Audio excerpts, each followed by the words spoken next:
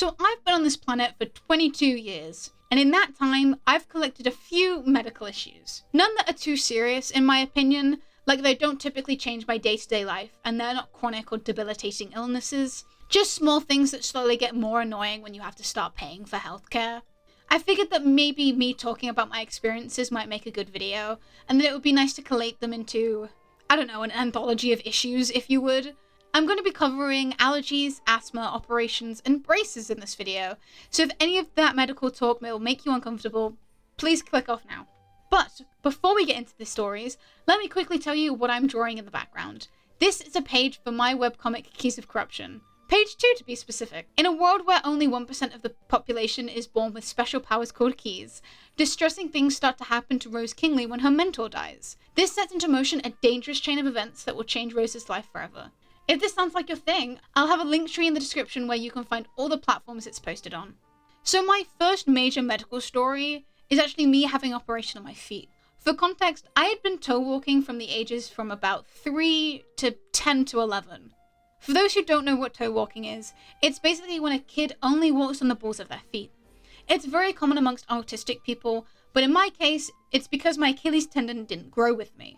If you don't know what an Achilles tendon is, if you feel the back of your ankle and feel something straining, that's the Achilles tendon.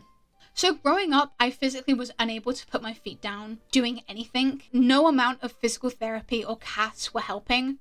Eventually I turned about 9 and my mum said to the doctor that she wanted to explore an operation because I was going to secondary school soon and I wouldn't be able to take all the walking. Which was true. Despite the fact I played football as a kid, I couldn't run too far or fast or walk far at all without my legs and feet aching from the pressure. Eventually they got me through and they sent me into an MRI to make sure it wasn't a psychological thing. I don't know if anyone watching has been in an MRI head first, but that shit is scary. It's like a low thudding noise that sounds like metal's about to fall on you. I was listening to the Joseph and His Technicolor Dreamcoat soundtrack on CD. I miss CDs, actually. And it got to close every door to me, and I was about to press the button to get me out because the noise was so loud I couldn't even hear the music anymore. But just as I was like, I'm gonna press it, I need out, the doctors took me out anyway because they were done. So, MRI successful. As expected, nothing came up, and they moved ahead with the operation. I had to go into the hospital at 6 a.m. My parents woke me up at 2 a.m. for food, and then my operation I think was at like 2 p.m.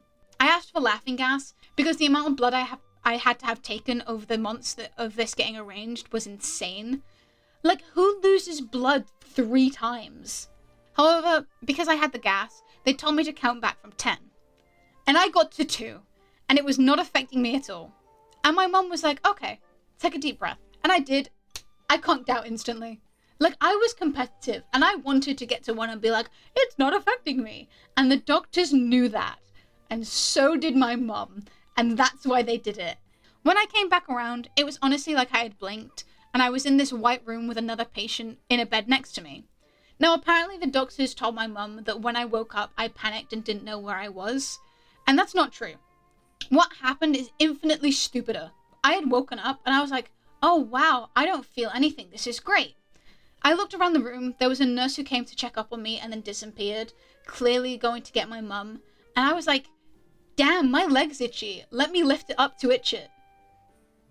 Freshly out of an operation, in casts, resulted in me screaming out in pain, and then I woke up with my parents next to me back in the wing.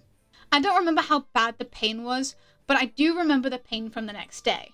I was back home, and it was the next morning, actually, and I was trying to walk to the bathroom. Despite what the doctors had told us, my parents wanted me to try and walk on my own. I wasn't used to walking straight up when my feet were flat on the floor, but I got there, and there was just this dull ache, so the casts were clearly working.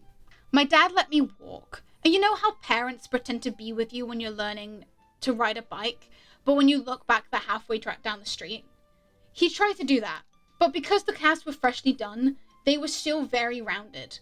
One wrong move, and I fell backwards. The pain I felt still makes my body involuntarily tear up to this day. It felt like lava being poured down my legs. The burn of it was immeasurable. I've never felt a pain like that since. I'm going to stop this story here, actually. I'm going to start trauma dumping. Maybe I should go to therapy about it, actually.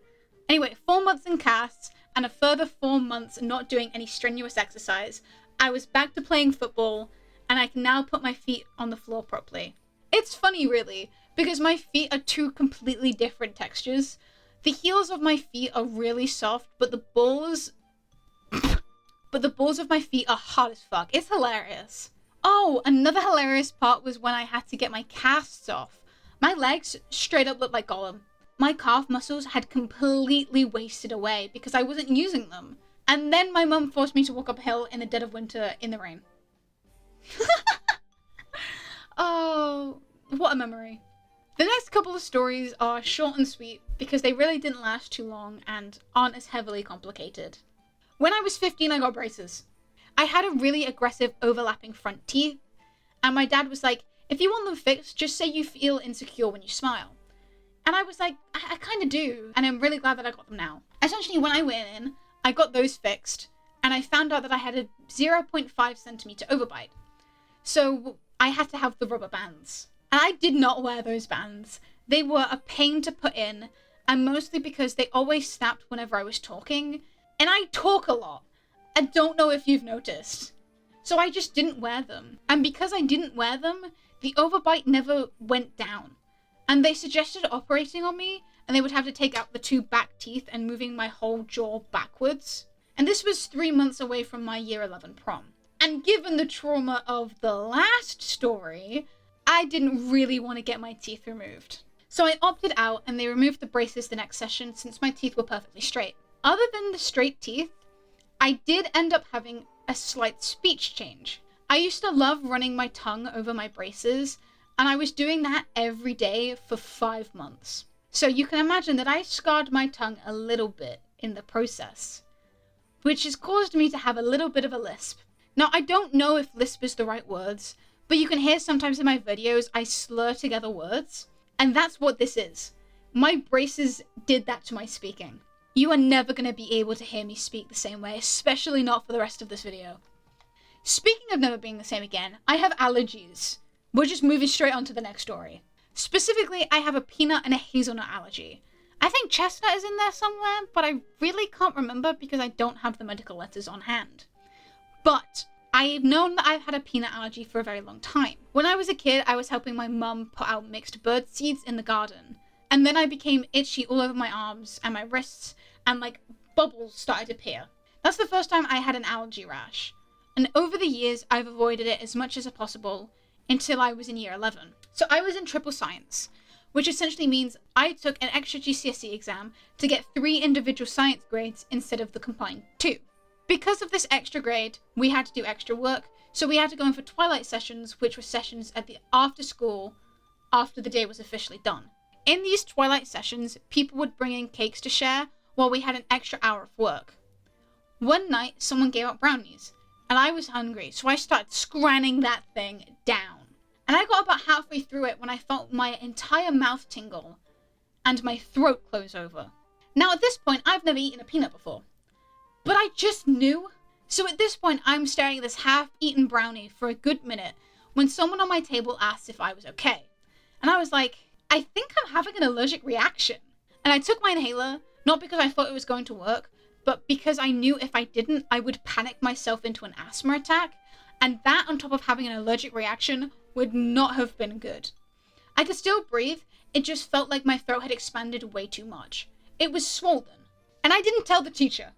So the teacher we had was notorious for being really strict, and I'd never had him before. And I really wanted him to like me, so I just kept quiet. I also didn't want the guy who brought them in to feel bad. One of the people at my table offered to finish the brownie for me, and I said, fuck no, I'm eating this, I'm hungry, and I finished the brownie. I figured that since I hadn't gone into anaphylactic shock, that there was still some degree of it not being serious. I ended up going home, taking some Piriton, and chilling out for the rest of the evening. When I told my mum, she was like, maybe we should get you tested for allergies. And that's what we did. They took my blood again, and I handled it like a champ. And they got back to us with a mild allergy to peanuts and a severe allergy to hazelnuts. They offered me an EpiPen, and I said no, because if I could handle the peanuts, then surely I can handle the hazelnuts. I hope from my silence you can infer that that was a stupid decision. Fast forward to my first year at university. and one of my housemates is eating Nutella with a spoon in our shared space. She was aware of my allergies, and I brushed them off as it being safe as long as she didn't make out with me. What an upset. But she thoroughly cleaned the space where the spoon had been put down, and we went along with our evening. Later on that evening, I leant down where the spoon must have been resting, and within about 20 minutes, the allergy rashes were back. We figured out that the trace amounts of hazelnut had sparked the allergic reaction. The same reaction that took several hours to appear when it was peanuts when I was a kid. So Nutella and everything hazelnut got banned in common spaces, and since then, my housemates have been very good at remembering it. But now I'm starting to wish I had an EpiPen, because if that's what happens with trace amounts on my skin, what happens if I have trace amounts in my mouth? I also want to have an EpiPen just to actually test it out, because at this point I'm like, one, I would like to try Nutella to see if I like it, and two, it means I won't die if I do.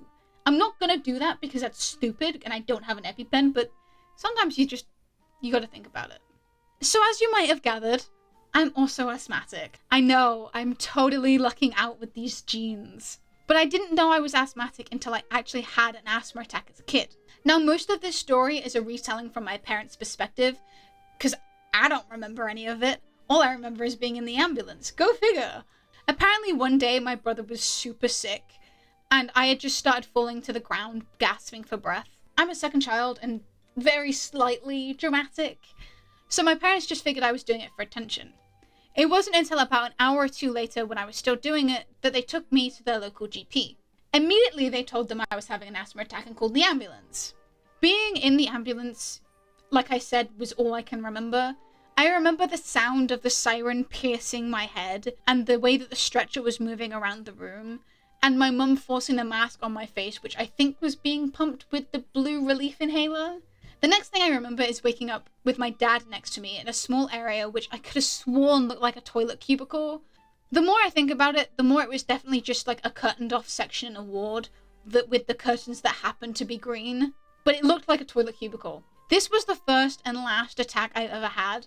I still use my inhalers and I avoid big cities as much as possible. I can literally tell when I'm getting close to London because my breathing gets shallower. It's like a party trick at this point. This last story is very recent and is honestly still involved, is my wrist. I have long-term tendinitis. But Sage, how do you know it's long-term? Well, I can pinpoint the exact moment it started. It was around April 2020.